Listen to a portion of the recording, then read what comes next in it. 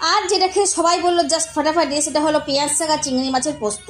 মায়ের চটজলদি রান্নাঘরে তাই চট করে রান্নাটা সেরে নিলাম। চিংড়ি মাছ বাছতেই আমার যা সময় লেগেছে। কি বলছো কেন? আরে না না, খোলাটা চট করে বাছা গেল, পেটের নোংরাটা তুলতে দেরি হয়ে গেল। তো আর দেরি না করে কাজের ফাঁকে সেরে ফেললাম এই সেরা স্বাদের রান্নাটা। প্রথমে চিংড়ি মাছে নুন হলুদ মাখিয়ে ভেজে নিলাম, ওপর থেকে পেঁয়াজ শাক বেছে কেটে ধুয়ে দিয়ে দিলাম। পেঁয়াজ শাককে তারপর বললাম যে পরিমাণ মতো নুন, চিনি, হলুদ, পোস্ত বাটা, কাঁচা লঙ্কা কুচি আর শুকনো লঙ্কা দিয়ে দিলাম, আঁচটাও কমিয়ে দিলাম। এবার নিজেই নিজেকে সেদ্ধ করো আর চিংড়ি মাছটাকেও আরও বেশি টেস্টি বানাও। কাজের ফাঁকে ফাঁকে আমি তোমাদেরকে দেখাচ্ছি কীভাবে শাক থেকে জল বেরোলো আর এই জল শুকিয়ে আসছে।